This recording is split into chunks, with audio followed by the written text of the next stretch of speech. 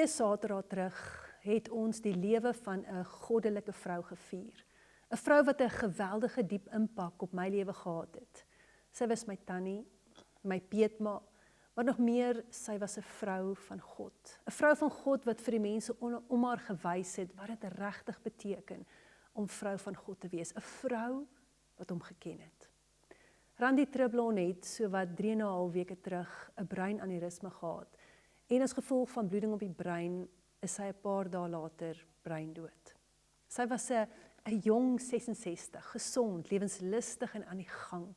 So dit was baie onverwags en 'n geweldige groot skok vir almal wat so lief was vir haar, vir almal in wie se lewens sy so groot invloed gehad het. Jy mag dalk nie die naam Randy ken nie, maar ek kan vir jou sê, as jy deel is van vrou wat hom ken, het Randy vir jou gebid. Want sy was een van die voorbidders van vrou wat hom ken, en het nie net vir al die gebedsversoeke gebid nie, maar het ook donderdaagaande saam gebid vir elke vrou op hierdie groep. Dit was dan ook my voorreg om die diens van haar lewensviering waar te neem. En daar het ek 'n storie gedeel van 'n vurk. En ek wil dit ook vandag met jou deel, as 'n laaste eerbied aan hierdie goddelike vrou. En ek hoop ook dat 'n vurk nooit weer dieselfde betekenis vir jou sal hê nie, maar dat jy anders sal kyk na al die mense van wie jy ook al moes afskeid neem, en dat jy selfs anders sal dink en voel oor jou eie dood. Daar was 'n jong vrou wat gediagnoseer was met terminale kanker.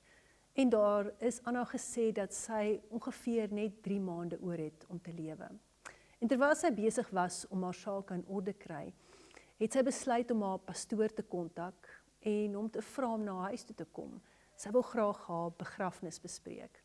Sy het hom vertel watter koortjies by die diens gesing moet word, watter skrif uit die Bybel hy moet gebruik, wie die draers moes wees van haar kus. En na die pastoor alles gehoor het en gebid het vir haar en net wou vertrek, sê sy opgewonde, daar is nog een ding, en dis baie belangrik. Ek wil begrawe word met 'n vurk in my regterhand. Die pastoor was baie verbaas. 'n Vurk in jou regterhand? Die jong vrou het dit so verduidelik. As kinders, as ons by my ouma geëet het, en daar was nog iets lekkers wat kom, het ouma altyd gesê, hou jou vurk. Dan het ons geweet, die beste kom nog. Die heerlikste sjokoladekoek, miskien 'n lekker appelkoek, dalk 'n sappige wortelkoek.